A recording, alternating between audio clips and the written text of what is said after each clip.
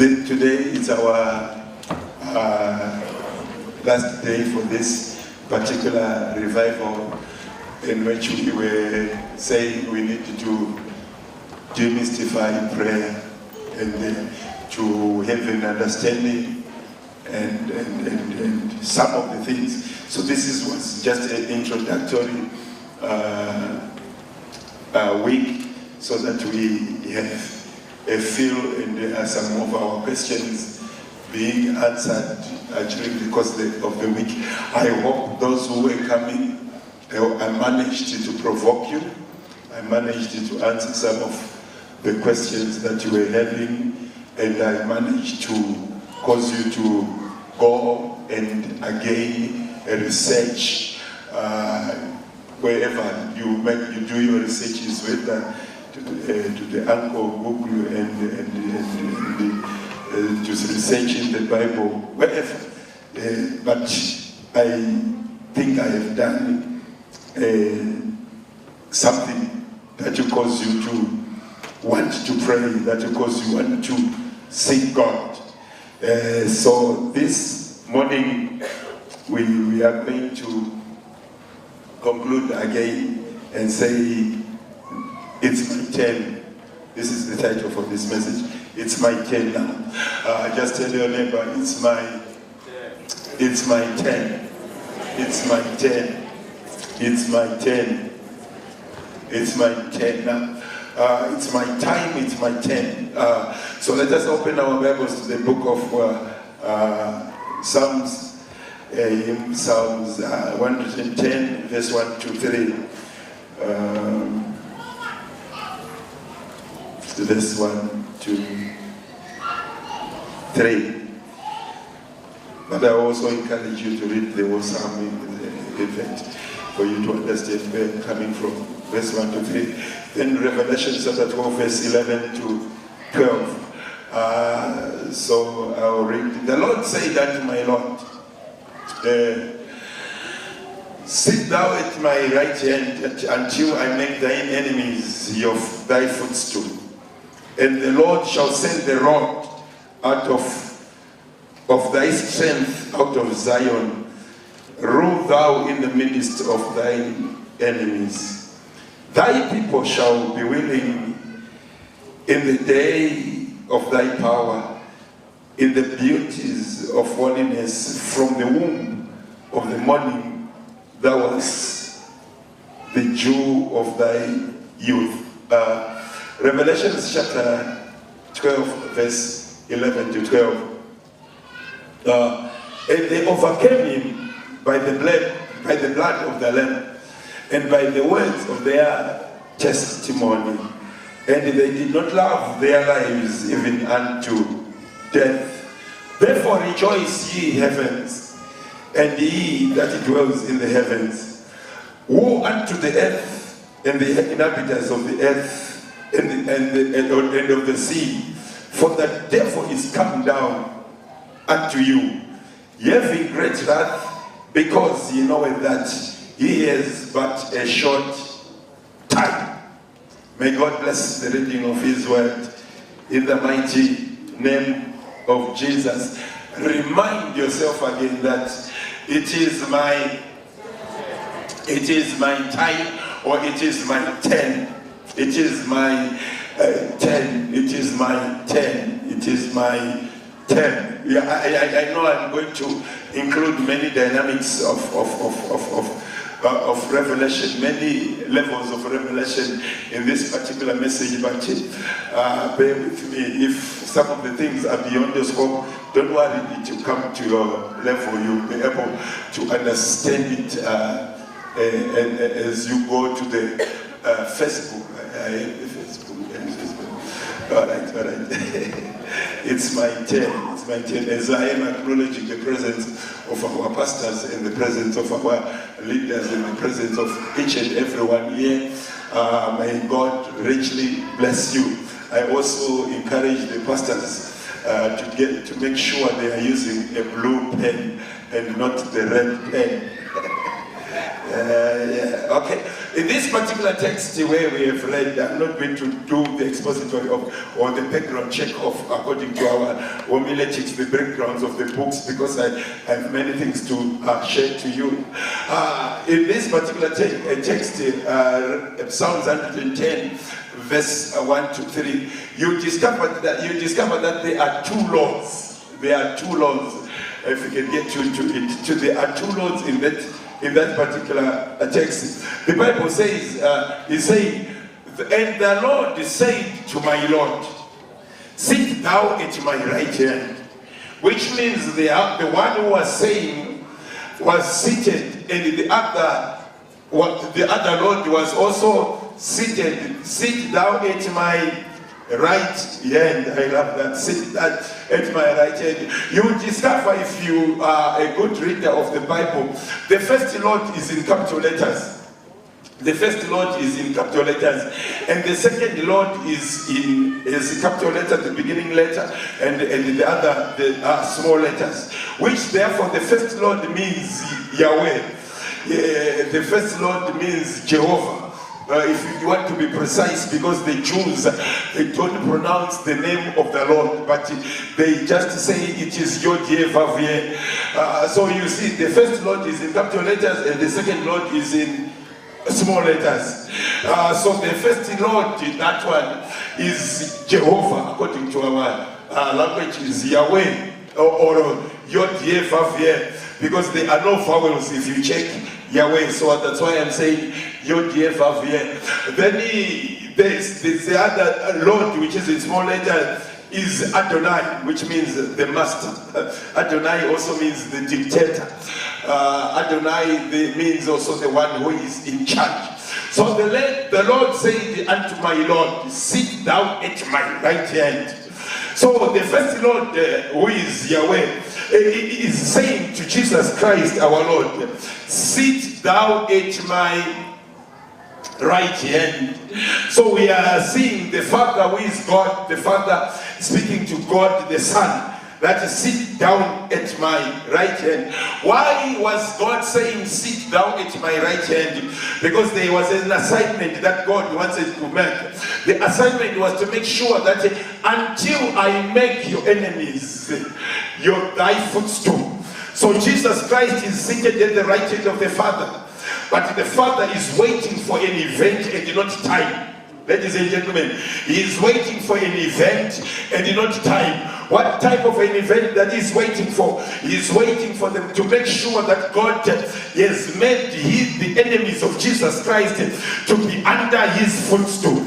I promise, under his footstool, until I make your enemies to be under the footstool. Which means that the war was not yet over, the war was not yet perfected. So Jesus Christ was to sit down until God has perfected the war, has perfected the battle, has perfected the struggle.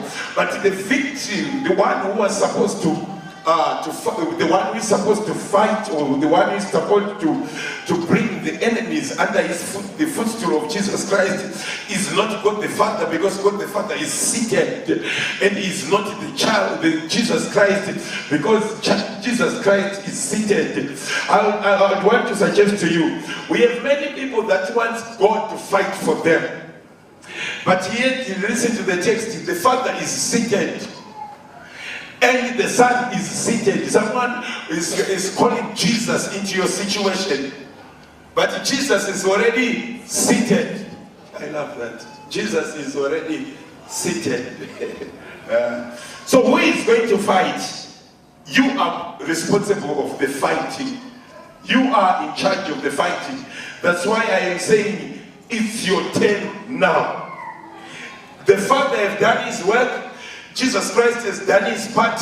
Now it's your very good, very good. So Jesus, relax, because the people that you die for will make your enemies your footstool. and they will have to fight. They will have to fight to complete the victory of Christ. So whenever we fight, we are completing the victory of Jesus Christ. Don't worry, it's gonna be good tonight, this morning, in the mighty name of Jesus. So for us to make Jesus Christ to relax, we have to make sure that we complete the fight. So God is confident of you and I. He's relying on you and I know God is relying on you. Remind yourself, God is relying on you to deal with the enemy.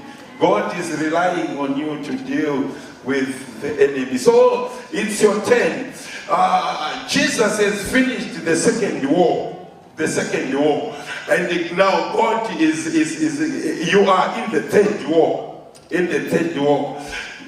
So now in the war, why? Because this is a struggle and this is a war. The one who is engaged to be engaged in any struggle, don't worry, we'll get them right now.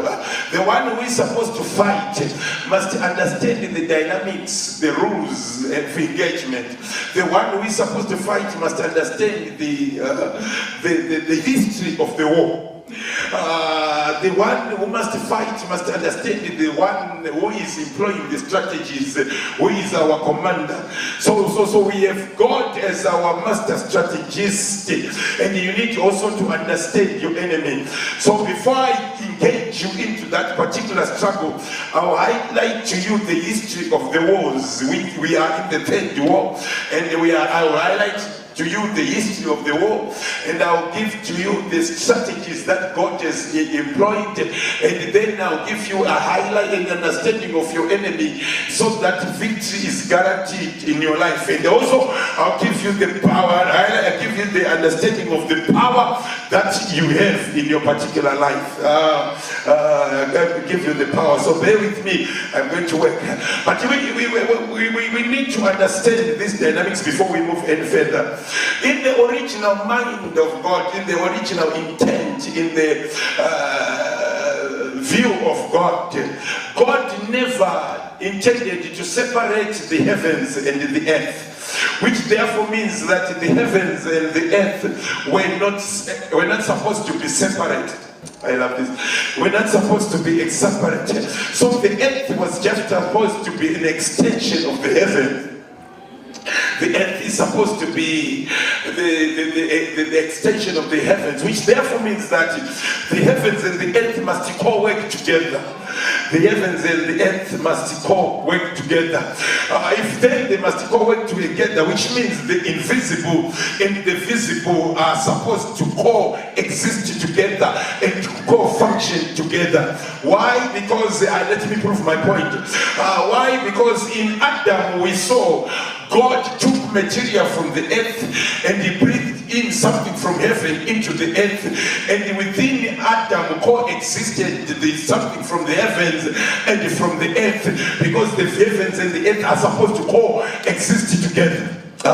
So which means that, let me also prove my point. Isaiah also said, I saw God seated above in the heavens, and his feet was on Mount Zion and in the temple, and his mantle was in the church, which means he was seeing the unity of the heavens and the earth. And we say also in Jesus Christ the unity of the heavens and earth. When the incarnation of Jesus Christ, Gabriel came to Maria and Mary and said, God has decided to bring out God from the heavens, but he needed your input.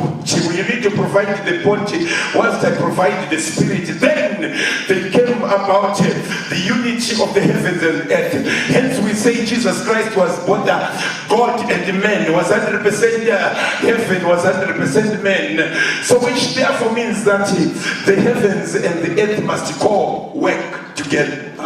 Yeah, we are going somewhere. And the prayer, it's an activity where we pray here on earth, and there is also, you find yourself doing it in heaven, because through prayer, I pray kneeling down here, and the Father will be hearing it in the heavens, because the heavens and the earth are not separate. And the church is also an example where the heavens and the church, the earth is united, because in the church, for it to become the church where two gather together, I will be in their midst. And the church is driven by the Holy Spirit, which means the invisible and the visible must all work together.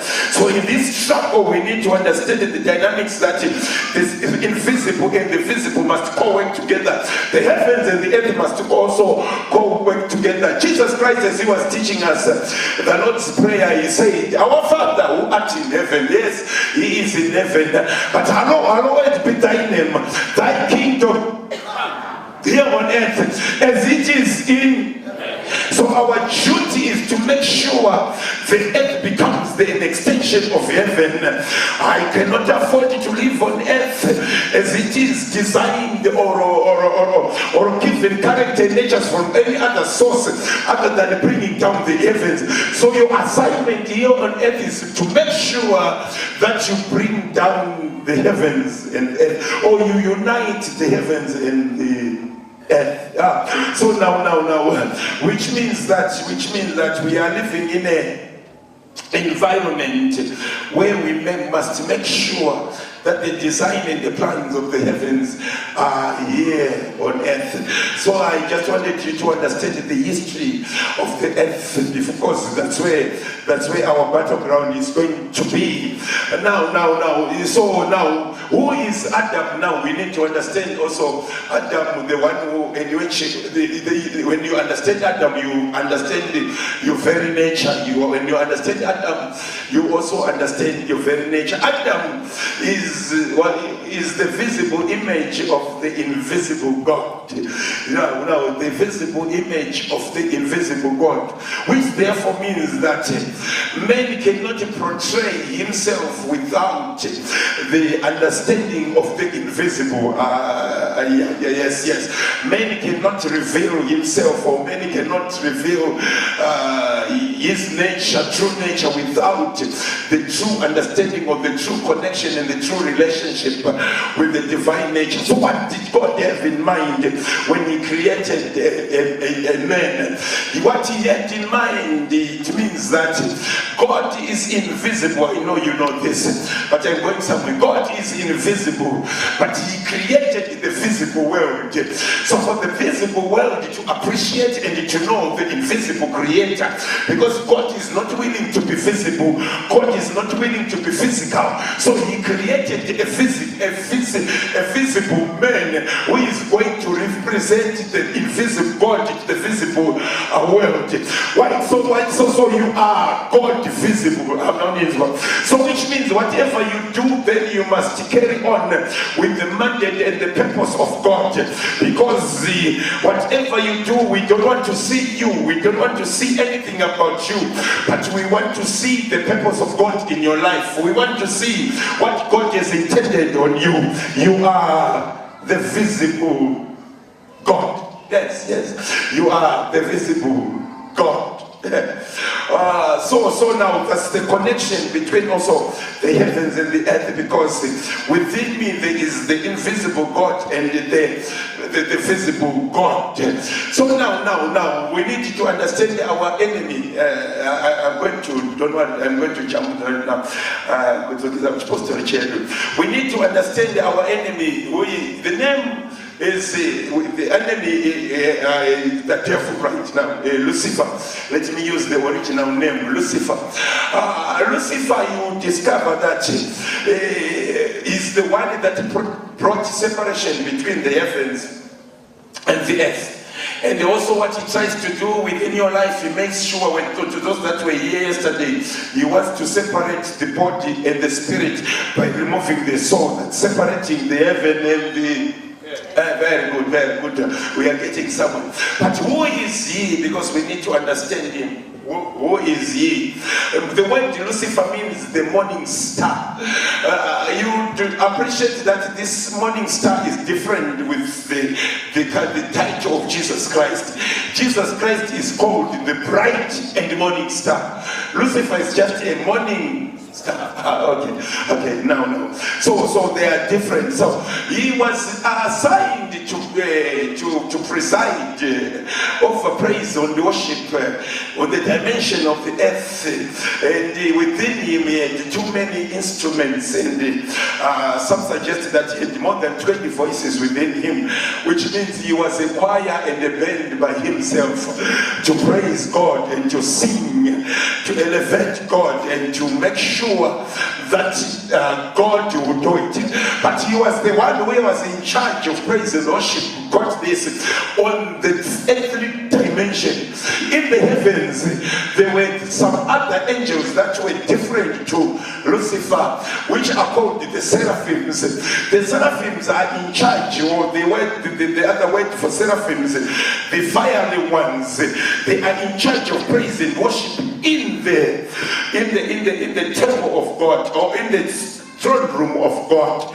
So the devil was praising God from the earth dimension, and the seraphims say holy, holy, according to Isaiah, in the earthly dimension. That did not go well with the devil, because he wanted to rise up to get there. No, there is a misconception. Let me clear the misconception. We said that the devil is or was an archangel. The devil is never an archangel. Why? Because let me prove my point according to the scripture and according to how we understand the archangel. The archangels are angels that are at the top of the ranks of all the angelic orders. The angels have many orders. We can get up even to 20 orders of angels. We need to understand all those dimensions of the angels. The Lord, I'll be preaching right now. The angels have many orders. So at the top of the order there is an archangel. An archangel is in charge of a certain jurisdiction of the government, or is the one that enforces a governmental authority of God. So he's the one that is closely connected to God to establish whatever God wants to establish its hemisphere. And an archangel has other angels that are in charge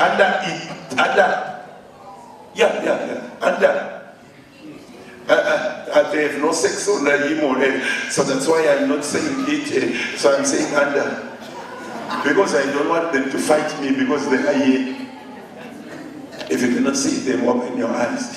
So under. So now, which therefore means, why are we saying also he was not an archangel? Because the names of archangels that we know, we have Raphael, the archangel that is in charge of healing, to bring healing to humanity. You discover that there is an end of El factor. And we have Michael, which means there is an El factor at the end of Michael, who is in charge of the warring angels. And we have Gabriel, who is also in charge of the messages and bringing in new season in the planet of the earth. And we have also Emmanuel. So to those that understand Hebrew, they will understand that God is called El. So that's why there is El Shaddai, there is El Elyon, there is Elohim. So which means that each archangel had a God factor in. Yes. Each archangel is a God factor in it. So why does God put the archangels a God factor in them, so that they cannot rebel against him? So Lucifer is just a morning star. He did not have the God factor in him. That's why he wanted to be like God, because he did not have the God factor in him. So no, for the sake of our understanding of the order, so we have the archangels and we have the cherubims. Some interchange the cherubims and the seraphims. We have the archangels, the orders, the cherubims. We have the principalities, we have the powers, we have the thrones, we have dominion. dominion, we have guardians, we have rulers of the light, and we have spiritual rulers, we have watchers. These are orders of angels. We have the holy ones, and we have celestial beings, and we have spirits. I can just give a new 14 so that you can work on them if you are going to study angelology. So now, the devil, we know that. So he did not have the ultimate position, which means that he had a lower position. He was a lower ranked angel, That's why we also see it in his struggle for supremacy, in his struggle for position. He said he wanted to rise up, which means he was low. He wanted to rise up because he was low. He says these 5 I wills. This will bring out the 5 struggles that the 5 battles that we are fighting against the devil. He brought out the 5 struggles. He said, I will ascend into the heavens, which means he had a lower position. I will exalt my throne above the stars, because he was a lower star. He said, I will sit upon the mountain of the congregations of the throne, which means he had a lower throne. He said, I will ascend above the heights of the clouds, because he was operating below the clouds. He said, I want to be like the Most High God, because he was not anywhere near the Most High God, and he was not an archangel. He did not have the God factor within him. So how did he fail, and how did he manage to draw 1/3 of the angels to follow him? How did we just want to understand it? We'll be fighting just now. Don't worry. We are doing the background of the struggle. To those who had gone to military training, you need to understand all the struggles that we fought, so that you'll be able to fight your own struggle. Now, Ezekiel chapter 28 rather, in verse 18. Many people is also, let me clear the message. They think that the devil failed because of pride. No. The Bible doesn't say that. It was not pride which was the enemy, which was what meant the devil to fall, or Lucifer to fall. Don't know what I'm getting somewhere. We are just doing history. And thou have defiled thy sanctuaries by the multitude of thy iniquity, by the iniquity of thy traffic. Ezekiel chapter 28. Which means the devil fell down because of trafficking. We have people who traffic Makua. We have people who traffic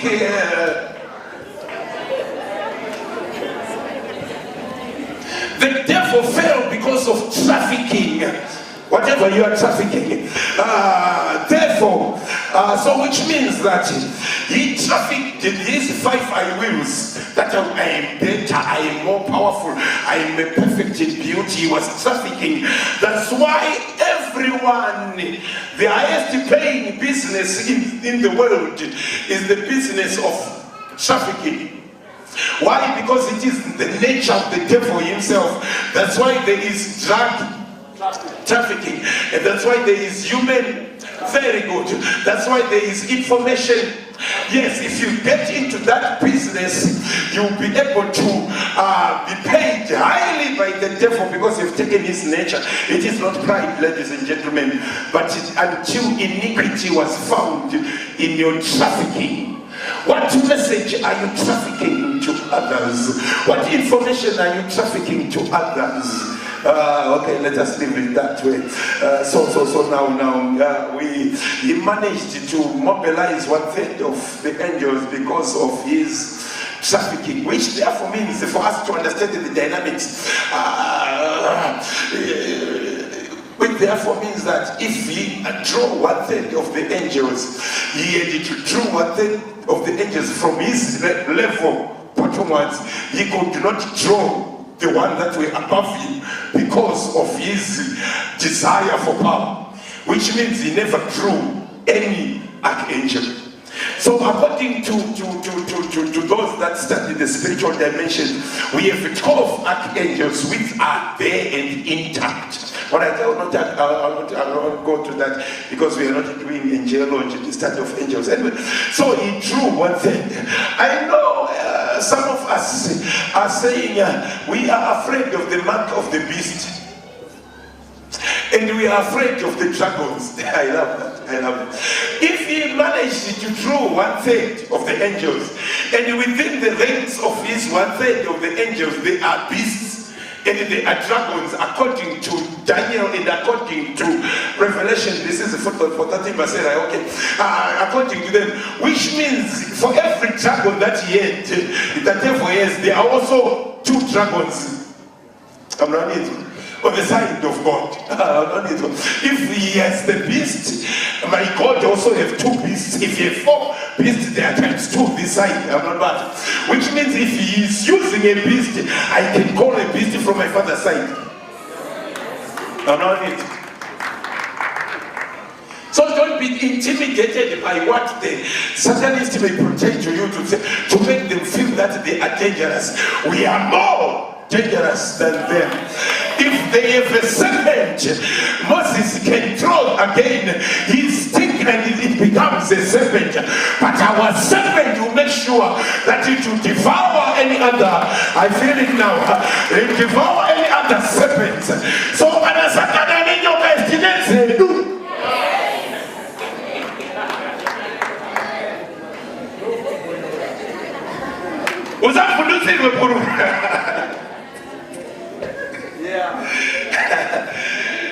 I desire the church to come to a point that there is the mark of the beast. I also need the mark of the beast from my father, because there are more beasts at my side than that side. If the devil is a dragon, I can also call my dragons, because it's now mine. My turn. You need to know your ammunition. That's why the Bible says we don't fight against flesh and blood. I'm getting there right now. We don't fight against flesh and blood, but against powers, principalities. Why those dimensions? Because they are also at my side. But these are categories of angels who does not have the God factor, because within them they are lower. The ones that have the God factor are the archangels, but I don't have the God factor, but I am God visible. I am God visible, which means that's why the Bible says the angels are ministering spirits. So you must be able to function well with angels, because they are supposed to minister to you because of your rank. If an archangel is leading others because they only end with L, so how much more I was created in the image of God. So I therefore lead all the ranks of archangels. You must know your army and how to be able to send them. I love this. I'm not fighting alone. I have the host of angels that are at our side. Okay, so if it was found in his 5 I wills, don't want my manch, I promise you it's gonna be good this morning. If it was found within his 5 I wills, so in his trafficking, in his merchandise, so now we have 5 I wills. So if any time you fail 5 times, God will fight to eliminate the 5 times that you have failed. So God will also institute 5 stages of the battle plan of God, which means that's why we are saying 5 battles. For you to be able to understand this, there are 5 battles, there are 5 grace, there are 5 traps that I'm going also to highlight to you, 5 strategies that God employed. But where did I get the theory and the understanding of this? Peter denied Jesus 3, and God had to correct those 3 times by 3 questions. Peter, do you love me? Peter, do you love me? Peter, do you love me? So if the devil failed 5 times, we have to fight him 5 times. 5 times. times. Okay, I learned it 5 times. So now, we see that the first battle, the first struggle, we find it also in Isaiah. In Isaiah, we get it in Isaiah chapter 14, verse 12, where the five wheels, and the Bible is saying that dimension, the Father and the angels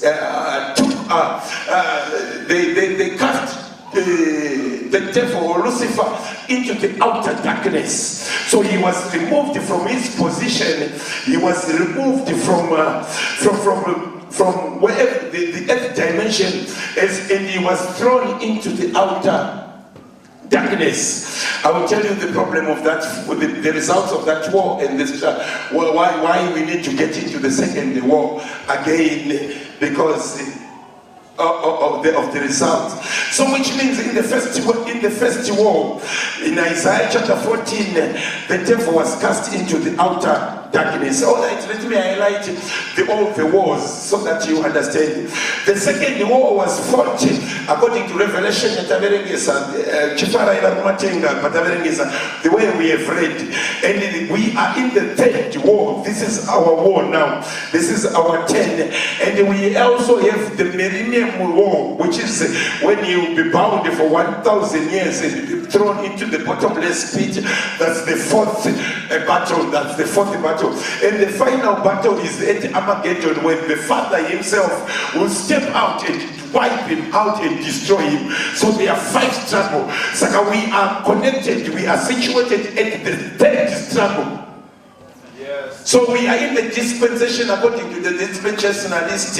We are situated at the third struggle, the third war. Okay, so the first war, the Father threw the devil at the outer darkness. The second war, Jesus came at the cross and made sure he destroyed the enemy. And the third battle is now my turn. My turn. So I'll focus on the third battle. But for those who can argue, so that we continue our argument for the sake of the pastors that are here and the theologians that are here. In the first battle, you will see the traits of the first battle, because I am employing what we call gap theory to those that study the Bible. Gap theory, which is between verse 1 of Genesis chapter 1 and verse 2 of Genesis chapter 1, because you will see the difference between the two. So now, because the Bible says in Genesis chapter 1 verse 1, and God created the heavens and the earth. But in verse 2, the Bible does not, it connects, it put a connecting word. And now, to mean that how God created the heavens and the earth was without form. But you discover the character of creation in verse 1 tends to suggest that God created the heaven and the earth ex nihilo. But in verse 2, we are introduced to a chaos, because if we agree that God created the heavens and the earth according to the chronology of the chaos that is in verse 2, we are agreeing that there is something that existed before God, because we are introduced to a chaotic world in verse 2. But the Bible says in the beginning was the word. It does not say in the beginning was a chaos. Alright, it's just for the theologians. In the beginning was again. So creation that we find in Genesis chapter 1 verse 2 is what we call creatio ex chaosio. We find in Genesis chapter 1 is creatio ex nihilo. Ex nihilo meaning to say created out of nothing. Why did he create out of nothing? Because there was nothing at all to start the creation of. But to be more precise, we don't say he created out of nothing, because if God is omnipresent, there can never be a place where there is a nothing, which means that God is to create out of himself, because there is no way where we can say there is nothing when he is omnipresent. No, let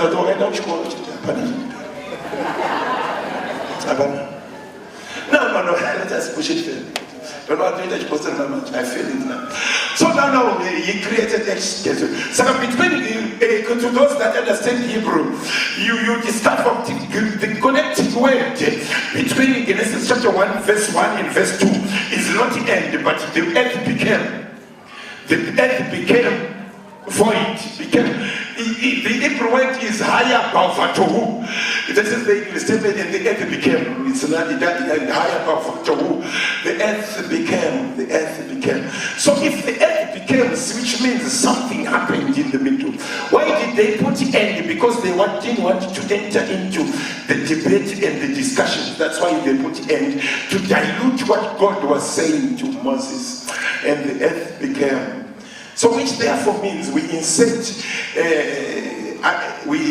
Ezekiel chapter 28 on that particular place.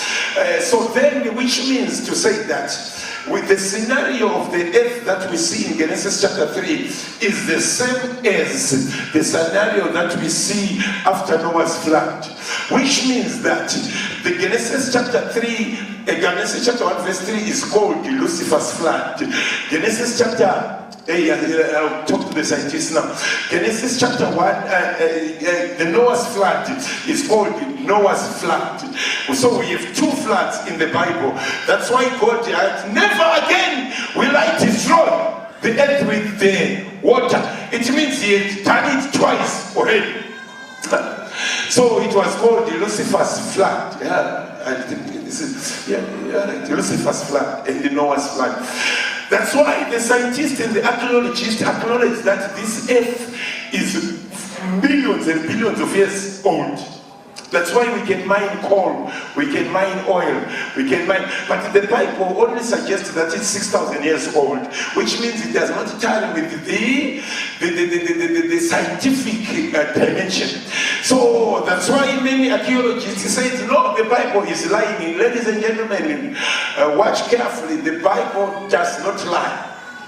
Because we don't know how long the devil lived on the planet Earth, and with what kind of animals was he navigating with on the surface of the earth. So how long was it? So we don't know, but we know that it's a million years until God revisited the earth. So I wanted to clear our geologists who go to school and discard the Bible to say the Bible is lying, because we don't have dinosaurs in the Bible, we don't have creatures in the Bible, but they were there in the Lucifer's flood. Okay.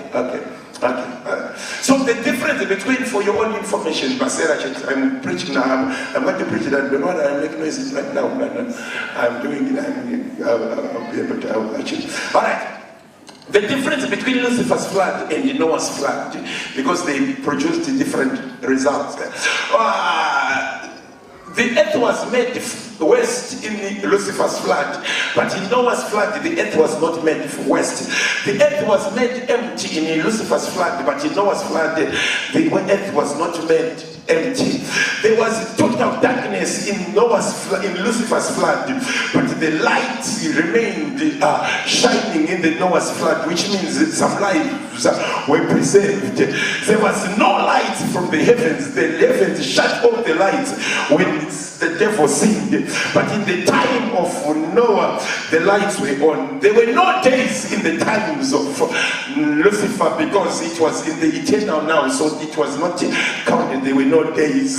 And all vegetation were destroyed in the time of Lucifer, and all vegetation were left and not yet destroyed, because when Noah sent a dove, it came with the vegetation, which means the definition of life according to Noah, they were meaning to say animals, but no animal was left in the time of Noah, no vegetation. In the time of Lucifer, every vegetation, all the vegetation was destroyed because of the sun that was shut down, no social system, etc. That caused what caused that is the fall of Satan, and what caused the Noah's flood is the fall of man. So if you fall, you decide to fall from your position, you destroy the world that sustains you. This is the nature of God. When the devil fell, he destroyed the earth. When Adam fell, he destroyed the garden. So you don't just fall as an individual, you fall with every creation. That's why Jesus, I'm not yet there, I'm warming up.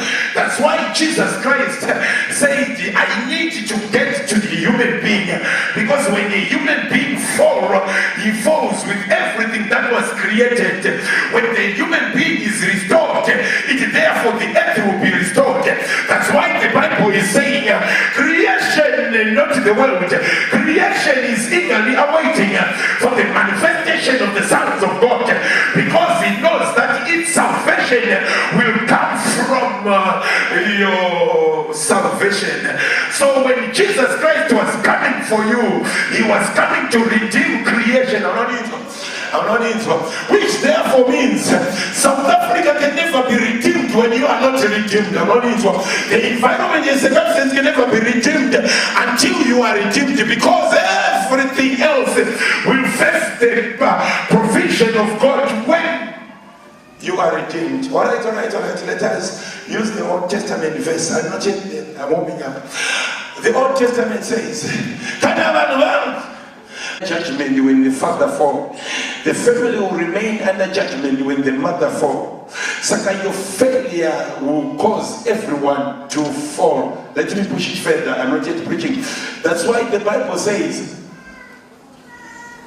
if one man sins, this is the commandments, I will cast the sins, the curse and the judgment from the first generation, second generation, to the fourth generation of those who don't like me. So if you sin one time, if you fall one time, you don't only fall as an individual, you fall to the fourth generation. It will be under judgment. Some of us here are under the judgment of the four fathers. And you are trying to make it today, but you are reaping the results of the fall. Which means a human being is powerful in the sense that he can affect future generations. But if you become a Christian, you are more powerful. Every good work you affect 1,000 generations. So a Christian has more ripple effect than the heathen, the sin. So doing good works is more powerful than not doing good works. All right. Let me close it. So now, which therefore means that we need to understand the heavenly war strategies. What were the strategies? Because when the devil was cast into outer darkness, the problem with that, why God had to bring in Christ again, when he was cast into the outer darkness, there was no time. He was in the eternal now, which means sin was ever in the presence of God. Not bad. Because they were both living in time, and sin was found in the devil, but the sin was cast in the outer darkness, but the outer darkness was now created. It meant sin was eternal. God could not handle that, for sin to remain in eternity. That's why he had to bring Jesus Christ, so that he can cause Jesus Christ to change in the second war. The second war was fought by Jesus Christ on the cross. I will then highlight the strategies to Jesus Christ. But let me then first highlight how God made the strategies to make sure sin does not remain in the eternity. It must be dealt with. Now, let me push it now. Now I'm about. So these are the 5 strategies, the war strategies. Our God is a strategist. You make sure you find the way out for you. No matter any situation, let me highlight this principle to it for you, so that you understand your God well. No matter any situation that you find yourself in, God has a way out. Tell your neighbor, God has a way out. I am coming out of this situation. I'm not bad. I am coming out of this situation. Allow me 2 more minutes to push this thing out. Allow me. So, God devised a plan, a strategy, a war strategy. He knew that the devil and his 1/3 of angels are in the outer darkness, but they are in eternity. How can he contain that sin? How will he supposed to remove sin from eternity? How is he going to deal with that? And he created something called time. I'm not it. So which means he devised what you call a time trap or a time strategy. Because God lived in eternity, it does not have a beginning and an end. So if sin is found in eternity, it therefore means it does not have a beginning and an end. Which therefore sin is now coexisting with God. God cannot take that because He is a holy God. So He had to devise a method where He created time. So he revisited the earth, which was functioning and living in timeless, in the eternal now. So he created time. First he created the sun, and he created the sun, the moon, and the stars. And he said these will govern the seasons, which means he created time. When he created day and night, and he created seasons, and to redeem the times, for the days are evil, because we are creatures of time. But he made sure that no law has the ability and the capacity to live in two time zones. So when he created time, he set a cage. So time is the cage for the devil, not for you. Time is the cage for the devil and not for you. So he created time, which I call the time trap. So when he created the time trap, he also created what I call Adam trap. The one that will be William trap. Adam trap. Adam trap. He said unto Adam, that's why he was saying it aloud. Let us create men in our own image and in our own likeness. Let him have dominion over all the things that we have created. And the devil was listening, because all that was said to Adam were the things that he was fighting for, were the things that he was trafficking for. But now he is in the outer darkness, and he called men come down to the earth, and he went to the dust of the earth and the rubble of the earth, and he created himself out of the ground, or he congregated and condensed himself into the rubbish, and said, the devil, I want you to hear this thing. I am taking this ground, I am taking this mud, I am taking these ashes, I am taking this dung, and I am putting myself into the dung, and give this thing power over all that I have created. And God, when he was saying that, he was saying it aloud, so that the devil can hear it from the outer darkness. But someone is taking not his place, a greater place, my expectation, that which I wanted to become, God has given that which were my aspirations to the dust of the earth. The devil could not take it.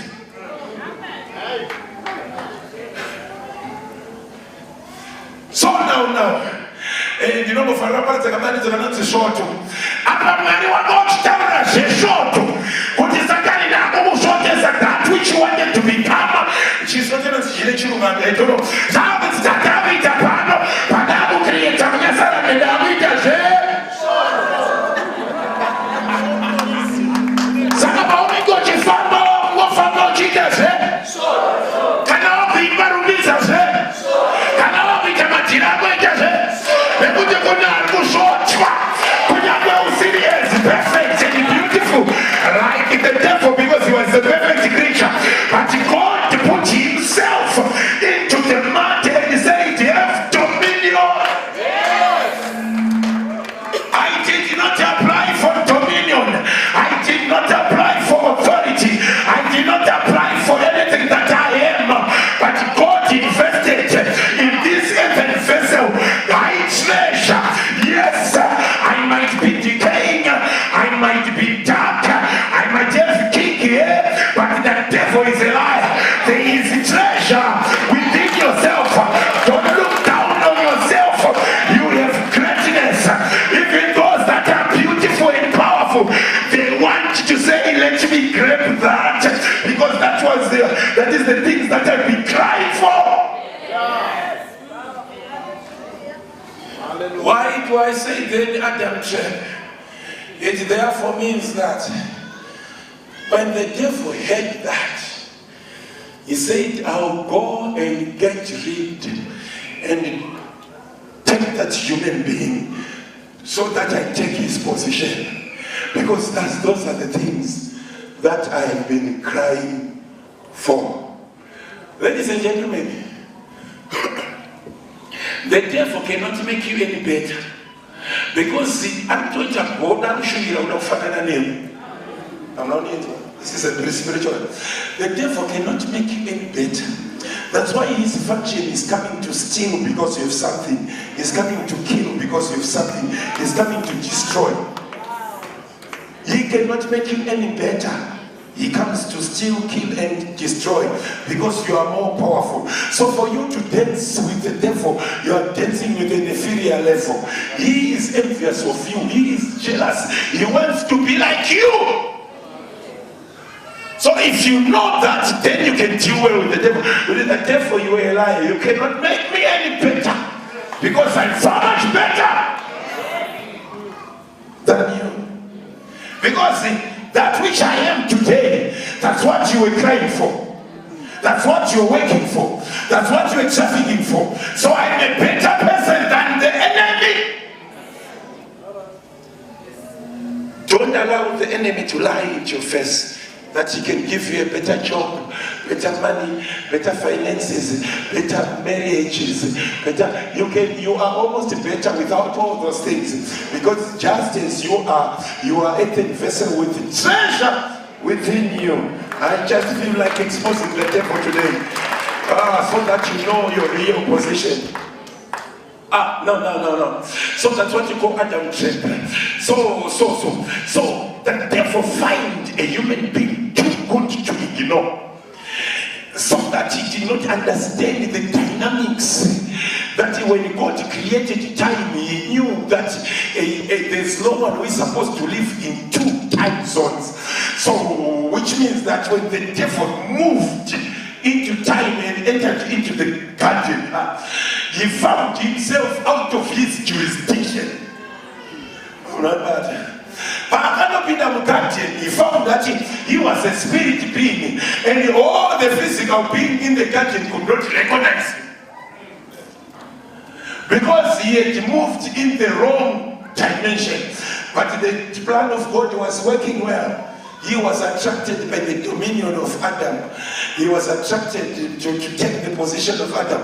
But he did not understand that when he moved from eternity into time, he has turned himself into time. He can no longer go back to eternity. Which means God has won in the garden. It's not the devil that won in the garden. It was God who won in the garden, because sin has moved from eternity into time. Which means in the time of God, there was no longer sin. But the devil moved into time, which means when he moved into time, there is now a beginning and an end. So Adam did not fail in the garden, but the devil was trapped in the garden. Read your scripture well. He did not fail in the garden, but he was trapped. I love this. He was trapped in the garden. So he wanted to trap, but what made him no. The Adam trap also means, because God also said the third is the dominion trap. The dominion trap, God did not say, let us have dominion. Let us create men in our own image and in our own likeness, and let them, not let us. Which means God excluded God's self from the dominion. You do not get the text.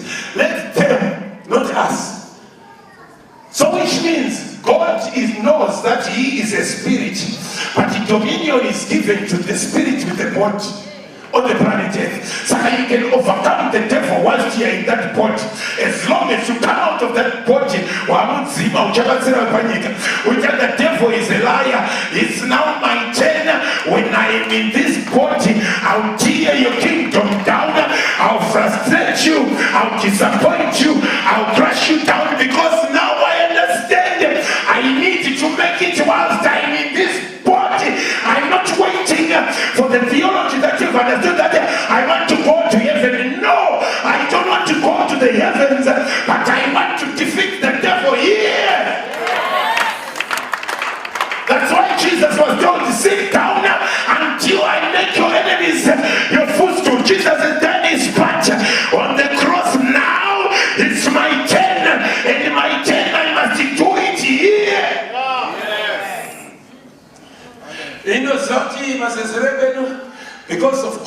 session vakaimba tina mushapa nyika atifari unotoona kuna chirani chititi that devil is a liar.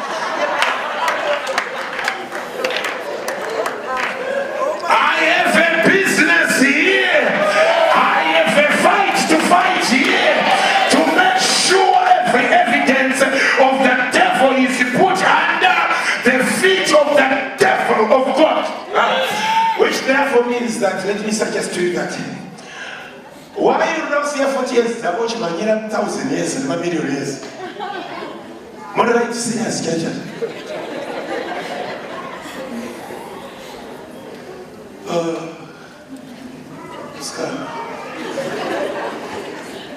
All right, let me push it so that I close what? So we have the dominion trap. The dominion trap, let them have dominion, which means God excluded himself from dominion, because dominion on the planet Earth is to the dominion of the physical thing is given to that which has a visible body, but you have the vessel of God inside there. So which therefore means that if God is a spirit and the devil is a spirit, both God and the devil have no dominion here on earth. Because he said, let them, not us.